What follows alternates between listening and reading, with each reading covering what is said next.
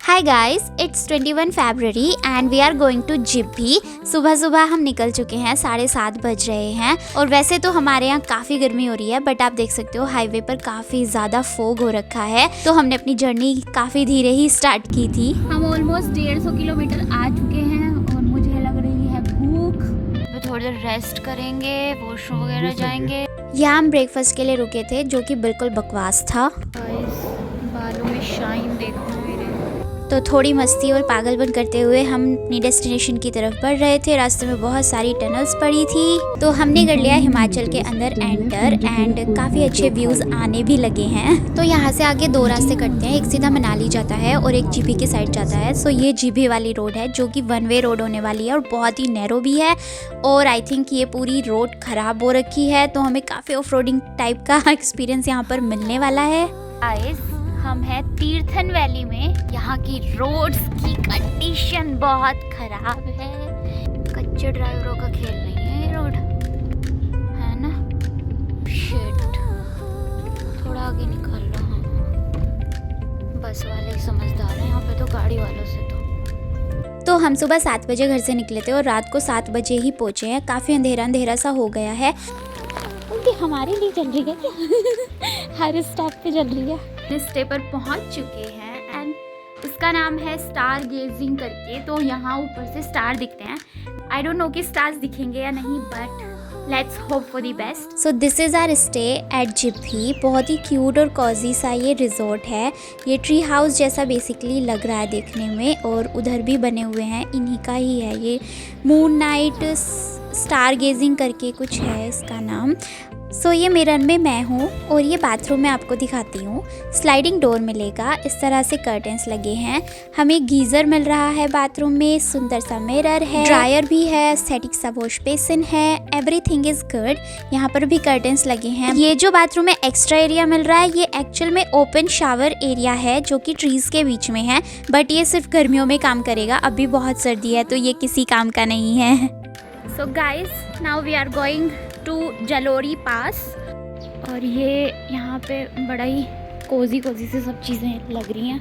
इस रिजॉर्ट में हम रुके हुए हैं। उस रिजॉर्ट तक पहुँचने के लिए थोड़ा ट्रैक करके आना होता है। अगर आप कार वगैरह से आओगे तो आपको कार बाहर रोड पर ही छोड़नी होती है। होटल वाले आपको बता देते हैं जो भी पार्किंग का होता है। रात में आए थे क्योंकि हम, तो रात पे कुछ दिख नहीं रहा था। अभी मैं आपको दिखाऊँगी कि कैसा है। और यहाँ पे तो काऊ भी है और एक छोटी सी बच्ची अपनी काऊ को चारा खिला रही है।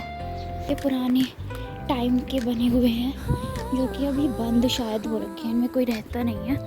बिल्कुल भी क्राउडेड नहीं है ये जगह पे ना। रिजॉर्ट वालों ने अपना ये बनाया हुआ है बैठने का। यहाँ पे बॉन फायर कर सकते हैं।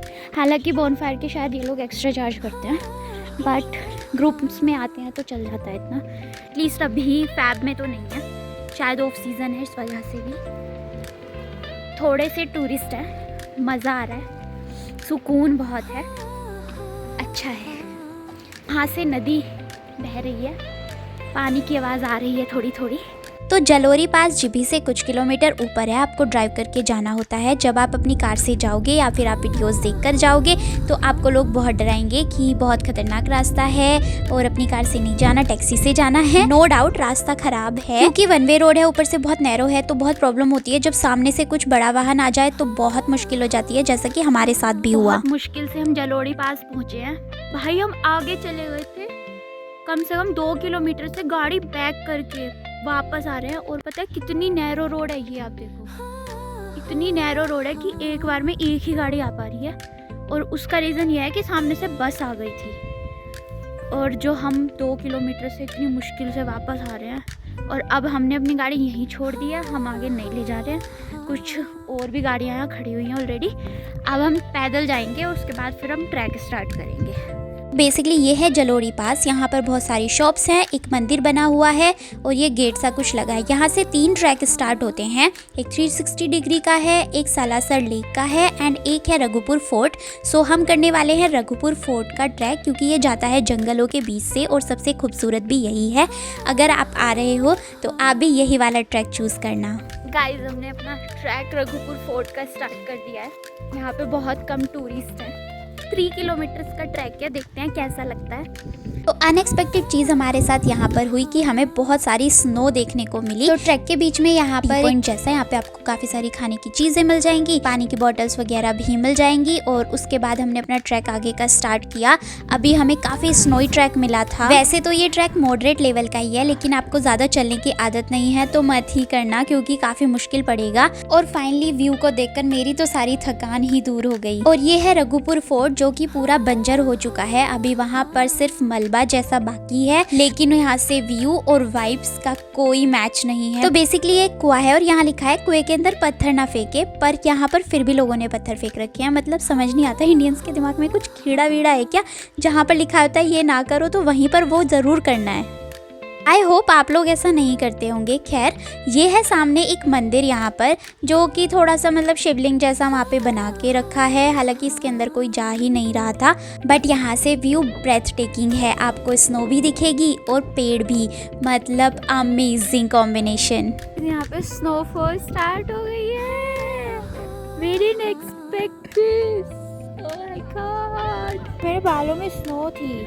यहाँ पर फुल ऑन वाइब सेट हो रखी है, गाने चल रहे हैं और हम मैगी खाने वाले हैं। बहुत ही चिली वेदर था और ठंडी हवाओं की वजह से मेरे हाथों में स्वेलिंग हो गई है, आप देख सकते हो।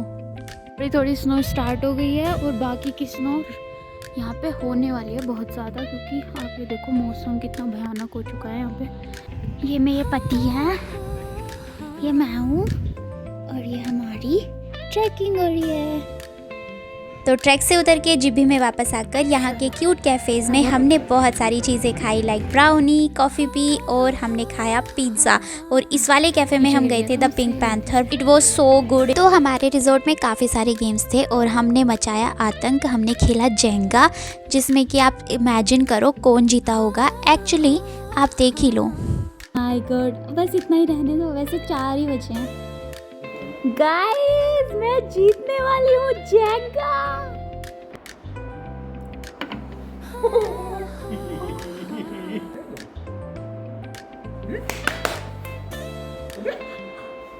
अब गिरेगा।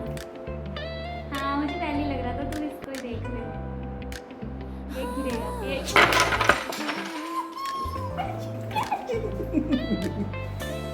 हे गाइस, सो आज है डे 3 और हम कर रहे हैं चेकआउट।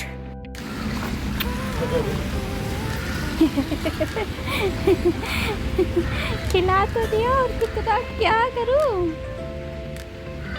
मेरे सर पे कुछ है, ये देख।